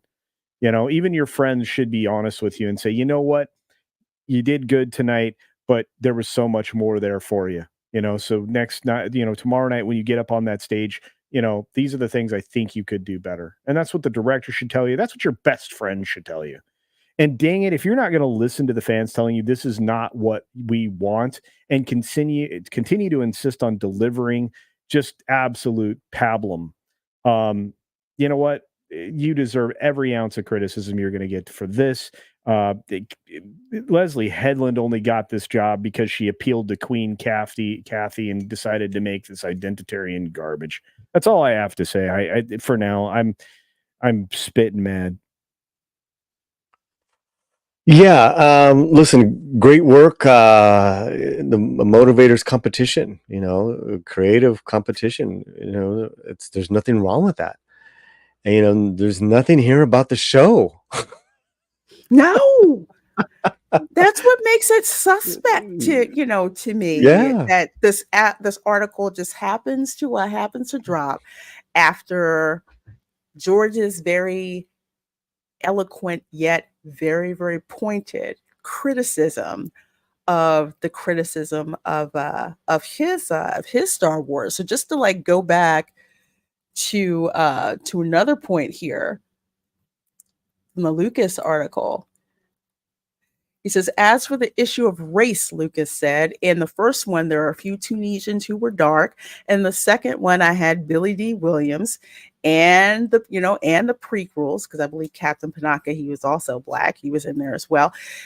And I had Sam Jackson, and he wasn't a scoundrel like Lando. He was one of the top Jedi. And I believe Mace Windu was the one who had the highest midichlorian count, I believe, ever. And this is just me. I'll just give my goodbye. Yeah. I mean, if we're counting that stuff, right? Then you had Ahmed Best as Jar Jar Binks. You had later Jimmy Smits as Organa. I mean, this is so silly. And we criticized you, George, because Phantom Menace just was not a good movie. It wasn't. There's some good elements to it, but it was one of the biggest letdowns in at that time when I went to go see it in the theater. Phantom Menace, it's a huge letdown for me, but it had nothing to do with race or bigotry. Get it, because when I was a kid, and my parents would rent the Star Wars movie, we all sat there as a family, extended family, watching Star Wars. Went to the movies to go see Revenge of the Sith. Had a whole bunch of black people, white people, everybody in there to see the movie because we wanted to see Anakin's descent into becoming Darth Vader. That's what we wanted to see. It wasn't. People again make this mistake, and by I say people, I would say people who think that force diversity is everything. Most people aren't going to the theater to watch movies to see themselves reflected. They may pick some out like that, but ultimately the film has to draw you in. Did I want, some more people in Star Wars that look like me? Yeah, sure. But it wasn't a deal breaker. These people act as if it's a complete and total deal breaker. You always have to have someone that reflects X, Y, and Z. No, you do not. Make us buy into who the character is, because once you make us buy into the character, it really doesn't matter what the rapper is. And George was good at that. He made us fall in love with these characters. I don't get why people couldn't, I won't say people. I will say certain people in certain circles in Lucasfilm who somehow think that the strength of a Star Wars show is on the diversity of characters. I just don't get it. It's just And These back people to what? the predominant male fan base. You know, they know great female leads and great female actors. You know, when they knock it out, and it's a great role. And they nerd out on that, like Guru Dan Inosanto's daughter. That is the only interesting thing in that what is it called, a Ahsoka show. You know, Diana Lee Inosanto. And they oh man, you know, they know she's a martial artist. She's this and that. That's all dudes Mhm. talking about that. Talking about an Asian woman. So where's the racism, KK? Where's the sexism to you know, against her her and Min Young Win should be screaming at the top of the hills. Racism, racism. Nah, dog, no. We love them. We don't like you. We don't we love what they did with their roles. We don't necessarily like the shows, but they did a good job with what they had. I mean, I'm off base here. I mean, you know, like I think the male dominated fan base of Star Wars are the best fans. They're incredible fans because I w- they know what their fans are. They know the lore. They know all these characters, and they know the actors. If it's a great casting, oh man, they're the first to sing about it. First to sing about it. Oh, did you see her in this? Did you see her in that? and I'll co-sign. When Oh, sorry, guys. Rodriguez got the job before Boba Fett came out, we were all excited about it. I never heard, oh, why is that? Hey, listen, I'll say it. Why is that Beaner got that job? Dang it, I mean, Paul. besides Culture Casino, no one else said that. I mean, let's get real. Haha. Love you, CC. Kinda. Not really. A little bit. Maybe. Sometimes. Okay. Yeah, I love you. Oh Lord, I did. I did. It's like I have to laugh because as somebody who was going to a crap ton of science fiction conventions, I have never felt like an outcast among Star Wars fans. Yes, they are predominantly male. Guess what? That's your audience. And to ignore that that's your audience, you do so at your own peril. You can't turn Star Wars into a series of chick flicks. That don't work. Okay. Doesn't work.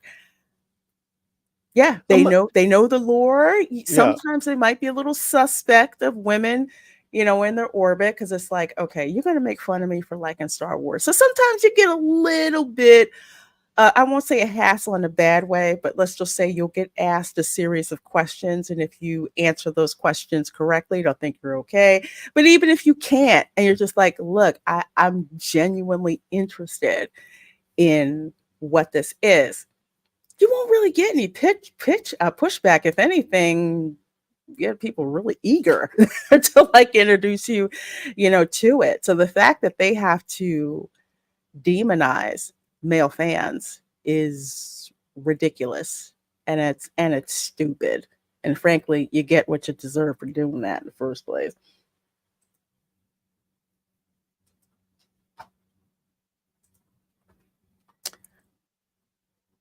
Culture's talking, but you're muted, honey.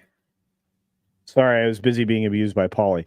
I don't have anything positive to say here. The fact that they're coming out this early to play defense on this, you know, is telling it must be really bad.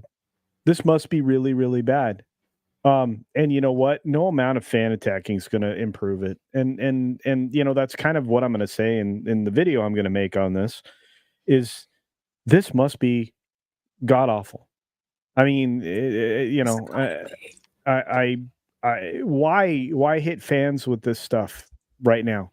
You need every bit of goodwill you can possibly get. Why are you hitting fans at a time when you're about to drop the show? The show drops what, on the 9th? Somebody help me.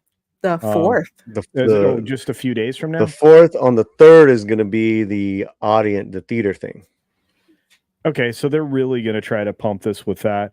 So you're going to get, some very engaged fans at that, and they're going to obviously have their own thoughts on it. Can you imagine if people go to the theaters and it's bad? I'm gonna And go. I've Are just you? decided I'm going. Oh, I tried to go, but it's all sold out at, of course, the AMC at Disney Springs. I had actually planned on They look going all down sold there, out. but wait a minute, I have the New York Times article, which of course is behind a paywall, so most people aren't going to go and check. But your girl got tricks. Yeah, you do. So yeah, here it is. Here it is. That's the shot. That's what they wanted you to see. I think that's perfect. She looks like hell. Great Yeah. job.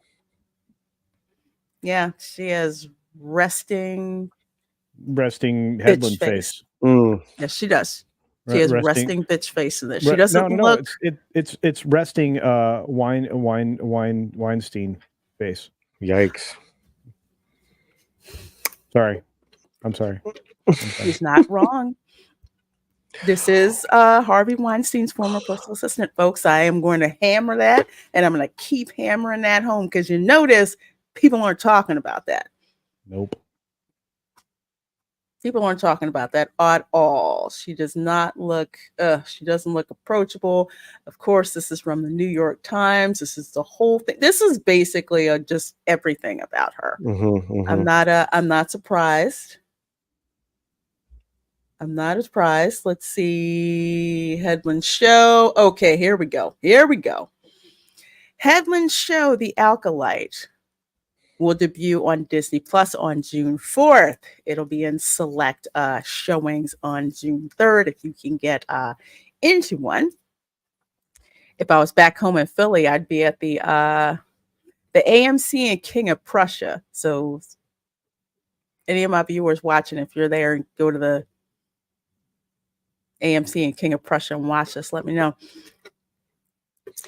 Costing roughly $180 million for 8 episodes and taking 4 years to make, it attempts 2 feats at once, pleasing old school Star Wars fans who can seem unpleasable while telling an entirely new story, one that requires no prior knowledge of Star Wars, and one that showcases women and people of color.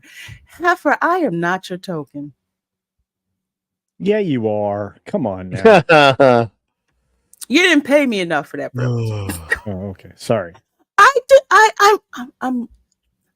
I'm being real calm. As culture knows, I'm being real calm. Real calm. When Southern ladies get calm, people get scared, as you should be. Yeah. As you very well should be. The fact that, first of all, everyone is a person of color. I don't get this crap. And why even bring this up? This should be about Star Wars. Making something that the fans will love. Making something that respects the original lore. But you can't do that. And like you guys are saying, considering this crap that's coming out, this show is ass. And they're going to hide behind the whole diversity shield. Again, that can, just like what they did with Kenobi, just like what they did with Ahsoka, they're doing this. This is, if they really wanted to do something diverse and cool, they would have given Danny Trejo his own Star Wars TV show. That would have been dope. Flying low there, tats all over, aliens. Let's go attack in. Let's have some fun. But they don't even have the creativity to do that. That's why I said with the Assassin's Creed, forget the Black Samurai. You have a vibrant Chicano culture in Japan right now. The Japanese have picked up that culture. You talk about appropriation, which I think is great. Lowriders, fashion, all that stuff. Make the Assassin's Creed the Cholo Warrior Creed. Come on, let's have some fun. I actually don't understand why they haven't leaned into that in the games.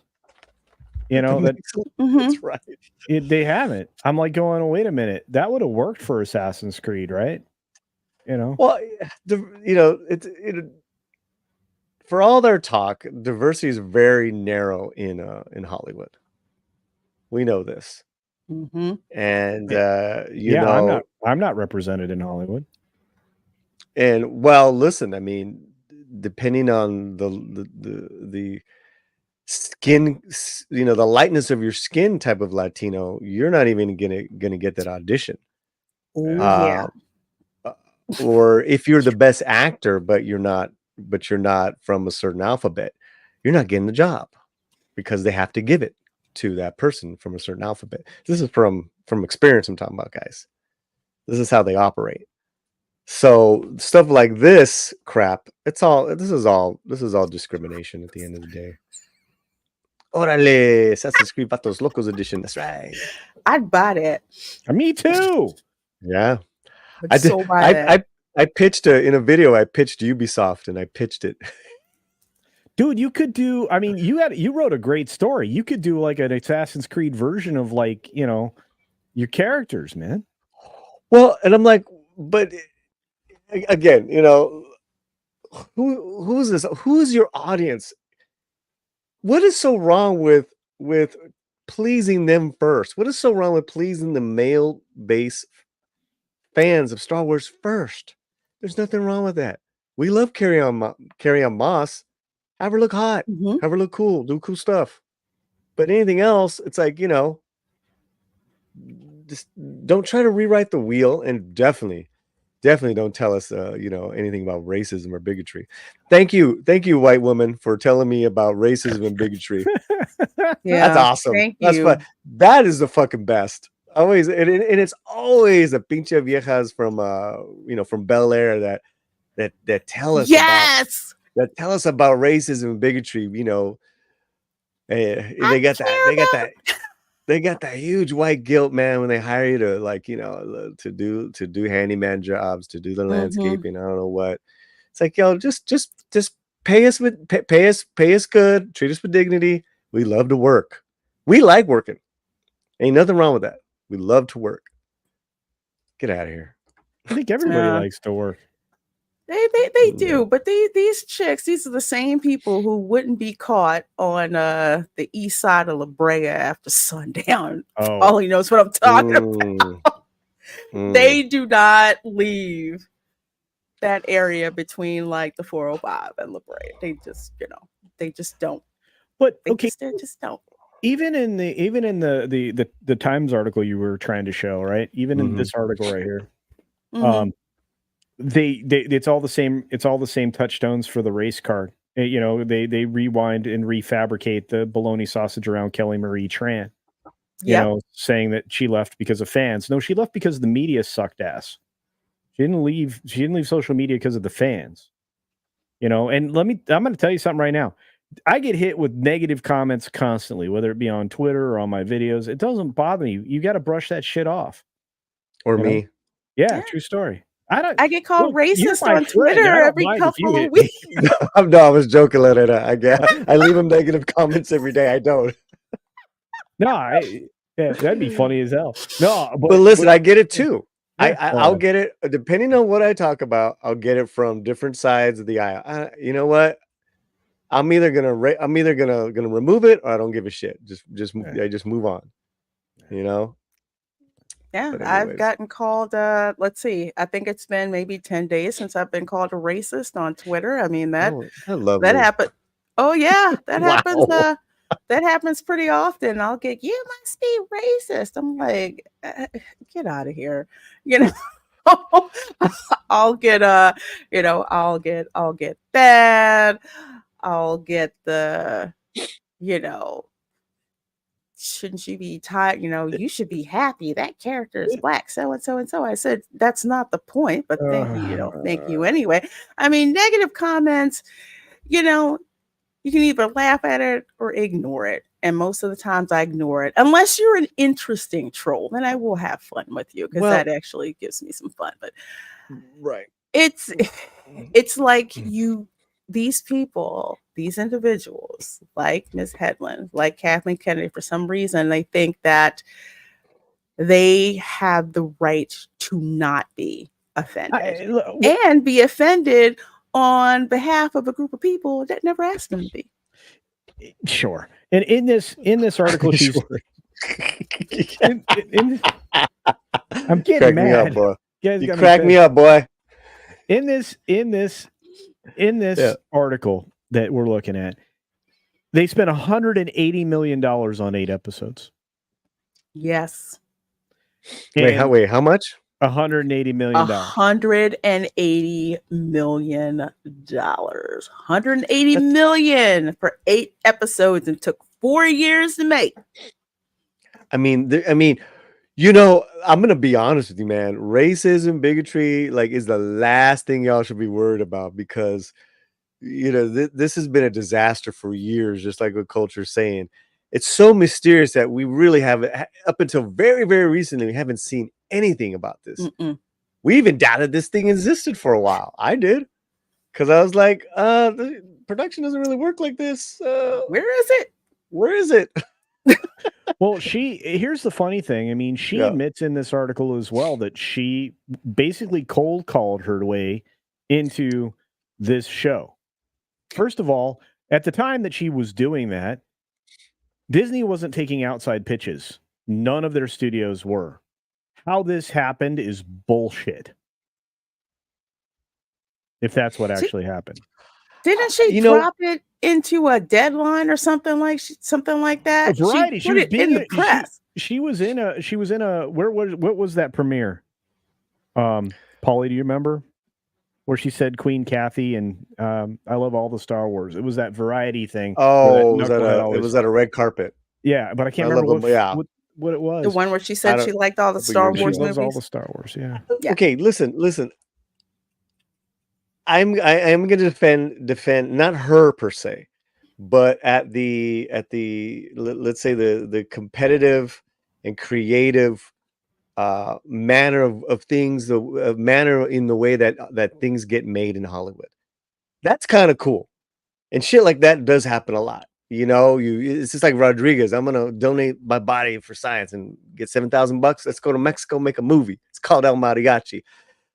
I like that stuff. I like hearing, like, you know, someone taking it upon themselves to, like, you know, get in no matter what. Oh, you know what? I'm gonna be on a red carpet. Let me talk about Star Wars, because I already called them the other day. If I get my PR to do this, that's how it works. You know, we just don't like who it is.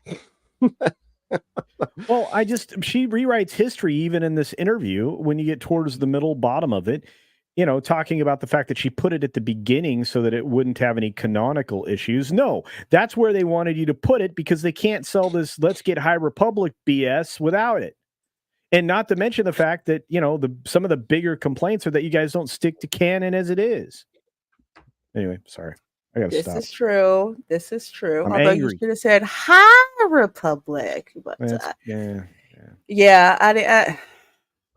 going to watch the show for numerous reasons, because I like to watch the show in order to be able to throw shade accurately when shade is required. But I really don't have high hopes for this show. It's usually we're getting information, we're getting stuff in the press, we're getting the Vanity Fair spread and everything. I haven't seen that yet. I guess that's going to drop soon. I don't know. But there's hardly been any advertisement for this. And then they're going to give that sucker away for free in theaters for these showings. Didn't they do this with Kenobi, if I remember correctly? Was it Kenobi or was it the prison Ahsoka? one? No, I thought it was Andor. Was it Andor? I thought it was Andor. Okay.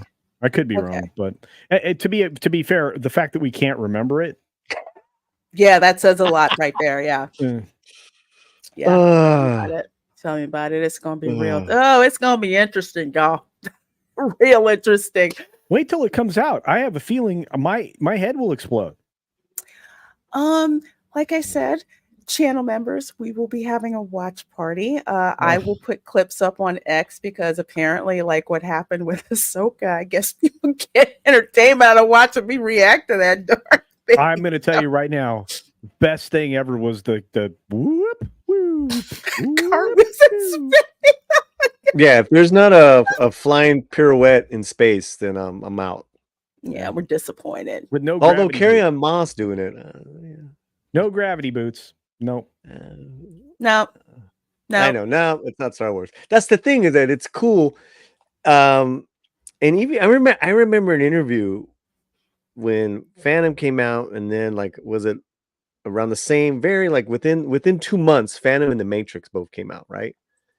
And Phantom was the big disappointment, and Matrix was like, whoa, I've never seen this before.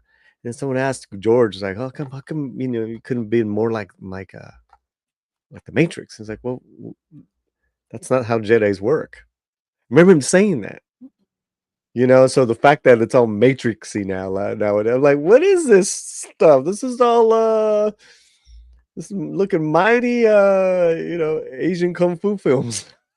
That's what Which is great.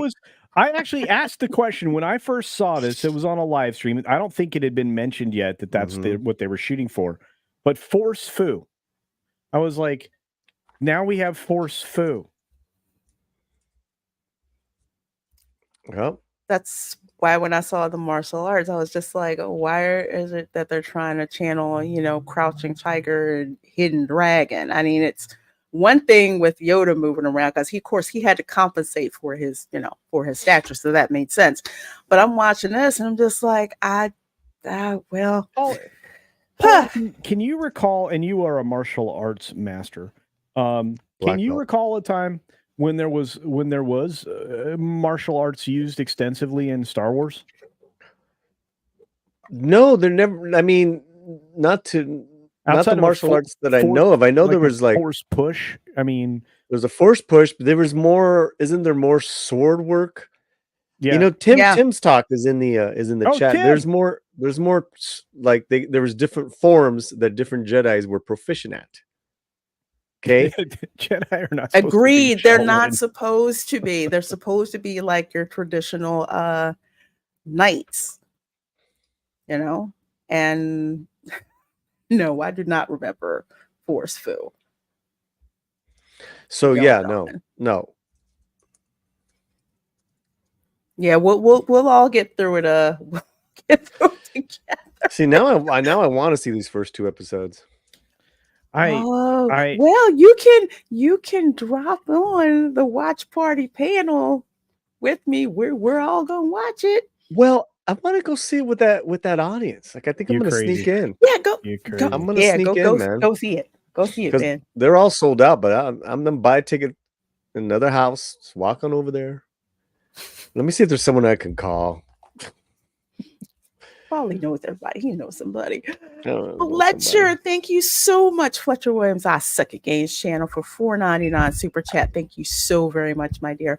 Lorena, Paulie, and Culture, awesome spicy takes. Love it. Well, thank you, my dear. That's what we do on the show. Paulie has such cool effects too. I need cool effects like Fletcher produces a slant now, and he's also Midnight's Edge Espanol.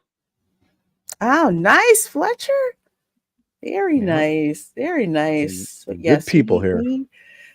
We love Use the Force. Use the Force, fool. That was deep. I love my chat. I love my chat. You guys are something else. And yes, we keep the conversation hot and spicy on this channel. And we love it. And we love it. So, first of all, thank you guys all for being here. Paulie, thank you so much for being back on the channel. Oh, yeah. Please let the people know what you have coming up and where they can find you. Well, LatinoSlant, thelatinосlant.com. We have articles now on our website, movie reviews, movie critics, which is really great. And we have a newsletter. It's all free. Come and join, all that good stuff. This Friday, I'm going to be on Struggle Reviews' channel. And we're going to go head-to-head with some other people, all on the Mad Max movies. Ooh, nice. Yeah. So thank you. Thanks, guys. You're welcome. You're welcome. Folks, please do make sure that you are subscribed to Paulie's channel. There's a link in the description box to his channel. And hopefully one of my mods can drop Paulie's channel info in the chat for folks. Culture, what do you have going on? And let folks know about. High blood pressure, heart palpitations, anger, rage. But honestly, no. Pretty soon I'll be having a video on this. I don't know, probably tomorrow. I've managed to record some things for times when I won't be able to be available to do them live. So those things will drop next week. We've got just a series of live streams starting tomorrow from my 6-minute daily through my normal Thursday process, which includes that Park Place live and let's see. What else? There's something else. I do something. Oh yeah, the H comb your cast hair. with Gonna Mr. comb your H. beard. I do that as well. Comb your beard. And then of course Thursday evenings we always have the Thursday night throwdown on Comics Division's channel. And yeah, that's what I've got going on. Videos dropping all the time, and I am now reinforcing my videos over on the big green machine that rhymes with grumble. Ooh. So there you go.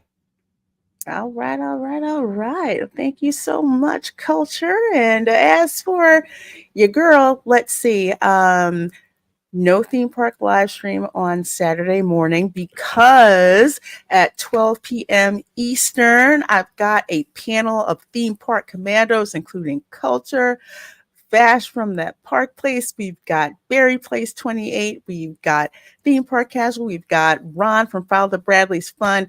Q&A session about theme park trip planning. So if you're going to one of the theme parks like either Universal Orlando or Hollywood or Knott's Berry Farm or Walt Disney World or Disneyland, we're going to be doing some planning and giving you guys some intel about how to get the most for your money and your experience.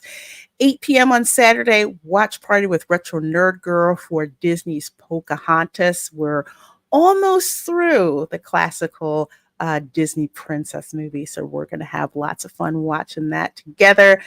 Sunday, 8 p.m. Culture may be out of town by that time, but welcome to Florida. I'm going to have Mr. Dadman walking on with me. We're going to be going over part 2 of famous forts, historical forts in Florida. So that's going to be great. And of course, Manic Monday, I will be at the Magic Kingdom again. Late night stroll and chill. See how many times we can ride Pirates of the Caribbean before the park closes. You know how One of these days, I'm gonna go to one of those parks and do one of those streams with you. I love those park streams. I love that. One of these days, I'm gonna surprise you. Well, I'll let you know, not surprise you. Maybe I'll bring Culture. Cool. Maybe I'll bring Culture in my pocket. He's so little, I can put him in my pocket. Yeah. I'm so little. Your story. And I've also got like a couple of other videos, which hopefully I'm going to chance to get out because I went to the DreamWorks Land over at Universal Orlando and the 80s themed tribute store as well at Universal Orlando. So lots of cool stuff coming. Once again, thank you guys so very much for supporting my channel. Thank you so very much. Oh, thank you, Kaylee. Hey, Kaylee, thank you so much. Thank you so much for putting Polly's channel information out there. You're watching us on the replay. You know the deal. Hit me up in the comments. Let me know if you're part of the replay crew. You all take care. And of course, we will see you all next time. Bye. Bye.